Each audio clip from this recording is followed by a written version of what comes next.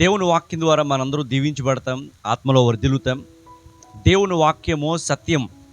ప్రభువు సత్యమై ఉన్న దేవుడు గనుక, ఆయన మాత్రమే సత్యమై ఉన్నాడు గనుక ఆయన మాట కూడా సత్యం. ఆయన మాట యథార్థమైనది, పవిత్రమైనది. ఆయన మాట మీద ఎవరైతే ఆశ పెట్టుకుని బ్రతుకుతుంటారో వారి జీవితాల్లో దేవుడు గొప్ప కార్యాలు జరిగిస్తాడు. మనుషుల మాట మీద నమ్మిక పెట్టుకునేవారు ఏదో ఒక సందర్భంలో నిరాశపడతారు, నిస్పృహకు గురవుతారు, జీవితంలో బాధపడతారు. దేవుని మాట మీద నమ్మిక ఉంచిన వారు ఆయన ఎప్పుడూ సిగ్గుపరిచేవాడు కాదు. దేవుని మాట ద్వారా, ఆయన మాట వినడం ద్వారా వారి జీవితంలో గొప్ప నిరీక్షణ, విశ్వాసం కలుగుతుందని బైబిల్ తెలియజేస్తుంది. విశ్వాసం ద్వారా గొప్ప కార్యాలు ప్రభువు వలన మనం పొందుకుంటాం.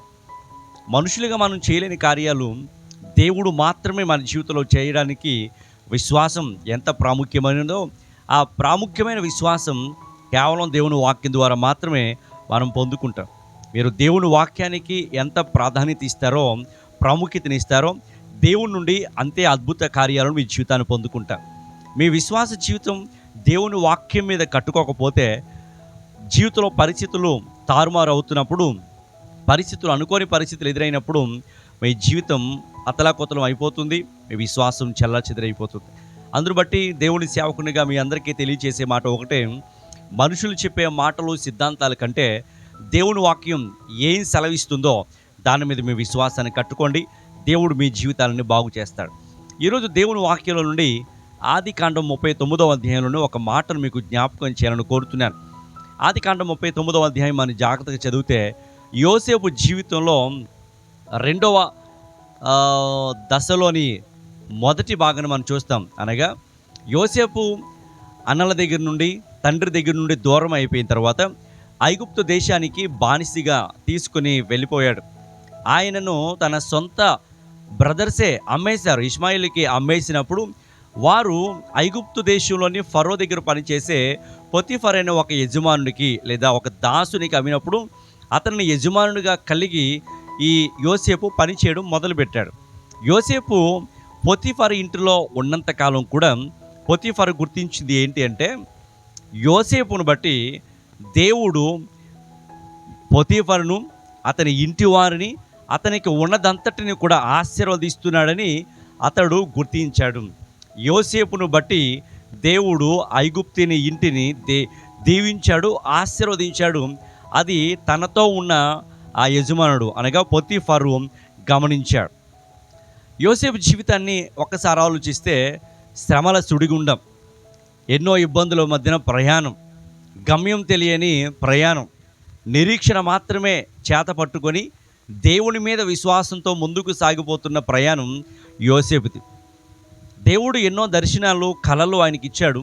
కానీ అవేమీ నెరవేర్పులోనికి రావట్లేదు. కానీ వాటికి వేరుగా ఊహించని పరిణామాలు అతని జీవితంలో చోటు చేసుకుంటున్నాయి. ప్రేమిస్తారనుకున్న సొంత అన్నలే యోసేపు మీద పగబెట్టారు. యోసేపుని దూరం చేసుకోవాలి, హతమార్చాలి, అతనిని వదిలించుకోవాలని ప్రయత్నం చేశారు. చంపాలి అనుకున్నారు. చివరికి వేరే దేశస్తునికి అమ్మేశారు. ఇలాంటి పరిస్థితుల్లో ఎవరూ దగ్గర లేరు, నాన్న వాళ్ళు ఎవరు లేరు, అనుకున్న వాళ్ళు కూడా యోసేపుని వదిలించేసుకున్నారు. ఇలాంటి పరిస్థితులు ఉన్న యోసేపు స్థానంలో మనం ఉంటే, దేవా నన్ను మర్చిపోయావా? నాకు ఇచ్చిన కలలు ఏమయ్యాయి? నాకు ఇచ్చిన దర్శనాలు ఏమైనాయి? నాతో నువ్వు మాట్లాడో, హెచ్చిస్తాను, గొప్ప చేస్తాను, అనేకులు ఎదుట నేను ఘనపరుస్తాను, అనేకులు నీ ఎదుట సాగిలు పడతారని చెప్పం, నేనే బానిసైపోయానే అని బహుశా చాలా ప్రశ్నలు దేవుని మీద సంధిస్తాం. యోసేపు ఏ రోజు కూడా దేవుణ్ణి అలా ప్రశ్నించలేదు, దేవుని మీద సనగలేదు, అలగలేదు, దేవుని మీద విశ్వాసం కోల్పోలేదు. యోసేపుని దేవుడు దీవిస్తున్న ప్రకారమే యోసేపు ద్వారా తనతో ఉన్న వారందరూ కూడా దీవించబడడం మొదలుపెట్టాడు. యోసేపు ఐగుప్తు దేశంలో ఉన్నప్పుడు అతడు ఏ ఇంటిలో అయితే ఉన్నాడో ఆ ఇంటి వారు యోసేపును బట్టి దీవెన పొందారు. దానికి గల కారణాలు చాలా చెప్పుకోవచ్చు, కానీ మెట్టుకు కొన్ని మాటలు మీకు జ్ఞాపకం చేయాలని కోరుకుంటున్నాను. యోసేపు తన సొంత దేశంలో, సొంత ప్రజల మధ్యన ఉన్నంతకాలం యోసేపు మీద ఉన్న దేవుని మహిమను, ప్రభావాన్ని, దేవుని అభిషేకాన్ని ఇతరులు గుర్తించలేకపోయారు. ఎప్పుడైతే వారిని దాటుకొని బయటికి వచ్చాడో అప్పుడే యోసేపు మీద ఉన్న ఆశీర్వాదం తనతో ఉన్నవారు గుర్తించగలిగారు. కొన్నిసార్లు మన జీవితంలో కూడా మనతో ఉన్నవారు మనం గుర్తించకపోవచ్చు. దూరపు కొండలు నునుపు అనేది ఒక సామెత. పొరిగింటి పుల్లని కూర ఎప్పుడూ రుచికరంగా ఉంటుందని సామెత. మన ఇంట్లో మనం ఎన్ని వండుకున్నా ప్రక్కింటి వారు ఎప్పుడైనా ఏదైనా ఒకటి ఇస్తే అది ఎంతో రుచికరంగా ఉంటుంది కదా. మనకున్నది ఎప్పుడు, మనతో ఉన్నది ఎప్పుడు మనకు విలువైనదిగా గుర్తించదు, విలువైనదిగా కనబడదు. కానీ అదే వస్తువు ఎదుటివారి దగ్గర ఉంటే అది ఎంతో ప్రాముఖ్యమైనది, ఎంతో విలువైనదని మనం భావిస్తుంటాం.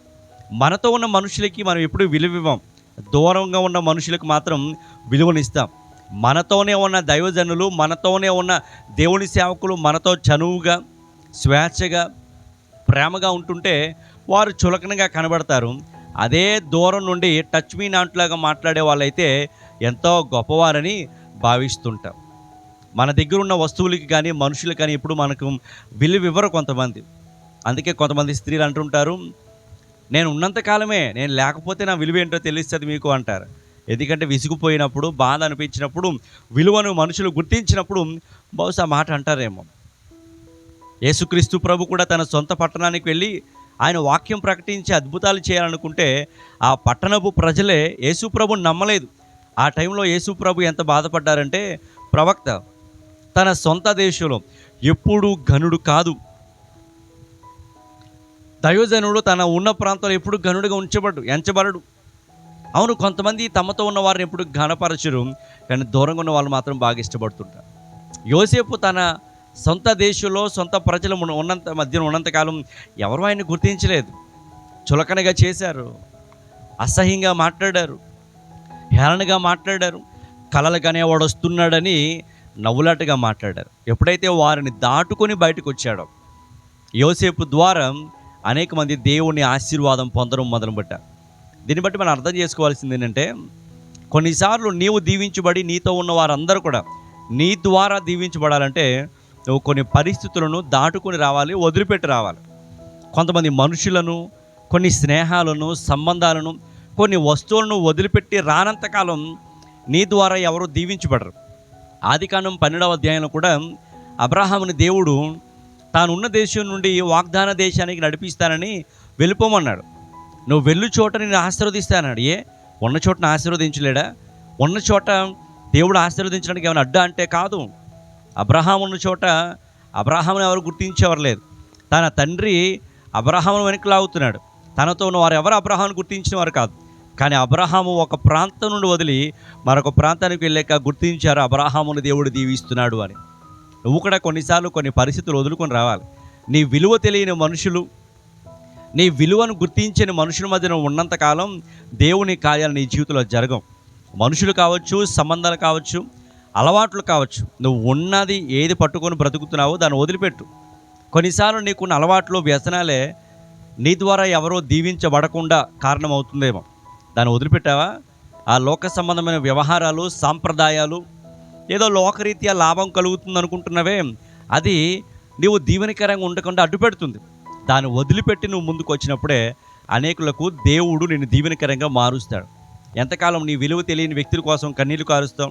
ఎంతకాలం నిన్ను అనుమానించి నీ ప్రేమను అర్థం చేసుకోకుండా చులకనగా నువ్వు వారితో ప్రేమగా మాట్లాడుతున్నావు, ఉంటున్నావు అని అర్థం చేసుకొని వారి స్థాయికి నువ్వు దిగుతున్నావని కూడా గుర్తించకుండా నిన్ను గురించి చెడ్డగా మాట్లాడే వారి కోసం నువ్వు ఏడుస్తూ నీ మనసును బాధపరుచుకుంటావు. వారిని వదిలిపెట్టి ముందుకు సాగిపో. దేవుడు నీ ద్వారా అనేక మందికి దీవెన అనుగ్రహిస్తాడు. ఒకళ్ళు నువ్వు పాపంలో జీవిస్తుంటే, పాపంలో ఉన్నంతకాలంలో ఎవరికి దీవెనకరంగా ఉండలేవు. ఇన్ఫ్యాక్ట్ నువ్వే దీవించబడలేవు. పాపము నిన్ను నాశనం చేస్తుంది, నీతో ఉన్నవారికి కూడా పతనాన్ని తీసుకొస్తుంది. ఆ పరిస్థితిని వదిలిపెట్టి ముందుకు రా. అంతేకాకుండా యోసేపు అనేకులకి దీవెనకరంగా మారడానికి గల కారణంలో మరొకటి, దేవుడు అతనికి తోడై ఉన్నాడు. అనేక సార్లు ఈ 39వ అధ్యాయం ఆదికాండంలో దేవుడు యోసేపుకు తోడై ఉన్నాడనే మాట మనం చూస్తున్నాం. దేవుడు ఒక మనిషికి తోడై ఉన్నప్పుడు దేవుడు అతన్ని హెచ్చిస్తాడు, అతనితో పాటు ఉన్నవారిని కూడా దేవుడు హెచ్చిస్తాడు. దేవుడు నీకు తోడుంటే నీవు అనేకులకు శాపంగా మారు, భారంగా మారు. ఒకవేళ ఈ మాటలు వింటున్న మీ జీవితంలో అనుకుంటున్నారా, మీ తల్లిదండ్రులతో అంటున్నారా, నేను ఇంటికి భారం అయిపోయాను, నేను కుటుంబానికి భారం అయిపోయాను, ఉద్యోగం లేక, సంపాదన లేక, రాబడి లేక, ఆరోగ్యం లేక, ఇంటి వారి మీదే ఆధారపడి జీవిస్తున్నాను, నా బ్రతికి ఏంటి, నేను అందరికీ బరువు అయిపోయాను, భారం అయిపోయాను అనుకుంటున్నావా? లేదా మనుషులే కొన్నిసార్లు నీతో అంటున్నారా, నువ్వు చాలా భారం అయిపోయావు, నా గుండెల మీద భారం తీర్చుకోవాలి అంటున్నారు నీ గురించి. దేవుడు నీకు తోడుంటే నువ్వు ఎవరికి భారం కాదు, ఎవరికి బరువు కాదు. ఇన్ఫ్యాక్ట్ నీ భారాన్ని ప్రభువు మోస్తాడు. దేవుని వాక్యం సెలవిస్తుంది, నీ భారము యెహోవా మీద మోపము, ఆయన నీ భారమును మోస్తాడు, ఆయన నిన్ను ఆదుకుంటాడు. నువ్వు మనుషులకి భారం అయిపోయి ఉండొచ్చు, మనుషులు నిన్ను భరించలేకపోతూ ఉండొచ్చు, కానీ దేవునికి నువ్వు భారం కాదు. ఆయన మీద నువ్వు ఆనుకుంటే, ఆయన తోడు కోరుకుంటే నువ్వు అనేకుల భారాన్ని భరించేవాడు ఉంటావు, అనేకులను ఆశీర్వదించే స్థాయిలో ఉంటావు. యోసేపుకు దేవుడు తోడుగా ఉన్నాడు.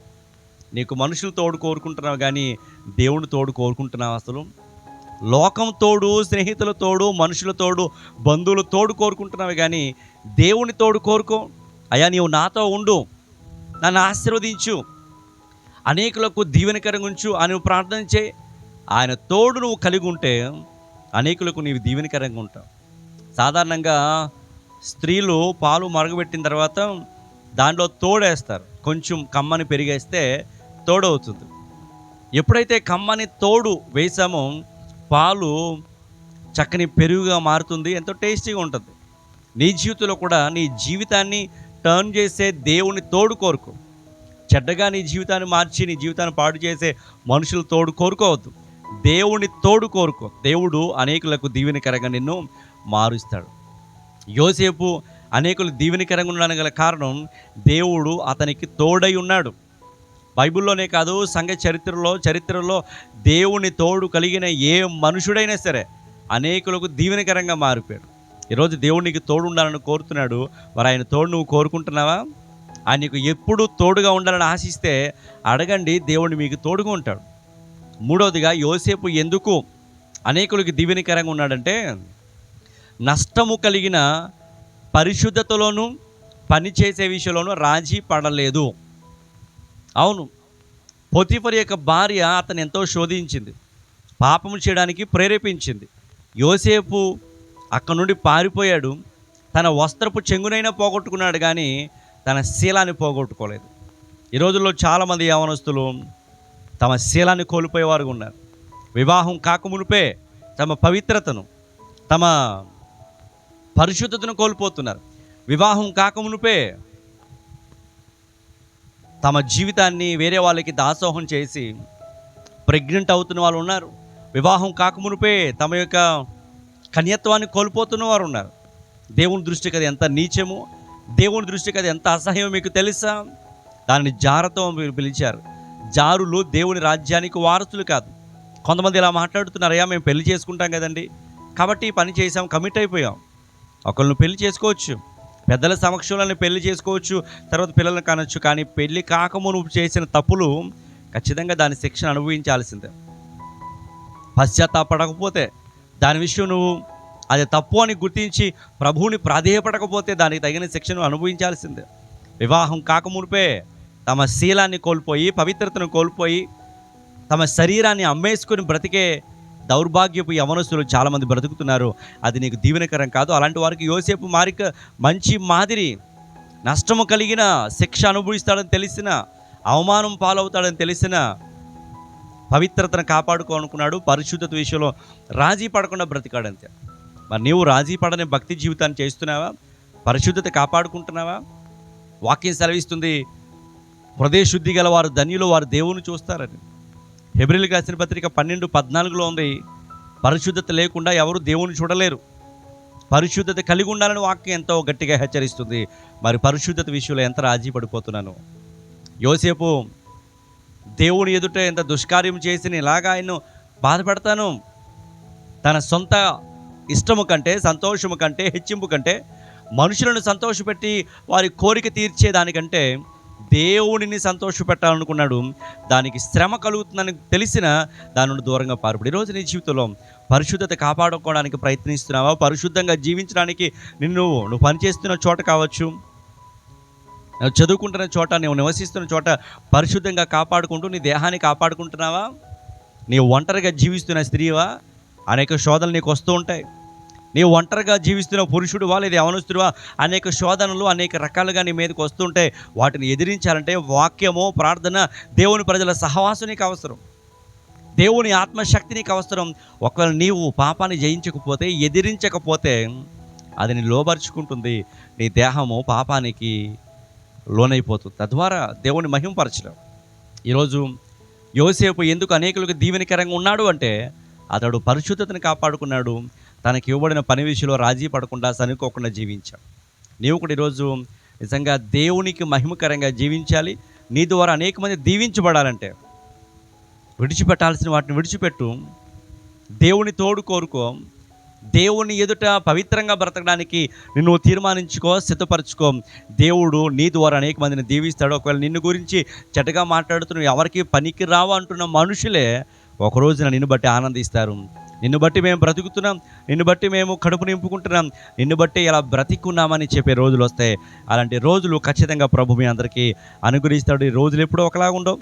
ఈరోజు దుఃఖిస్తున్నాం, చింతిస్తున్నాం, బాధపడుతున్నాం, కానీ ఒక రోజున సంతోషిస్తాం, ఆనందిస్తామని దుఃఖ దినములని దేవుడు కొట్టివేసి ఆనందంతో హృదయాన్ని నింపుతాడు.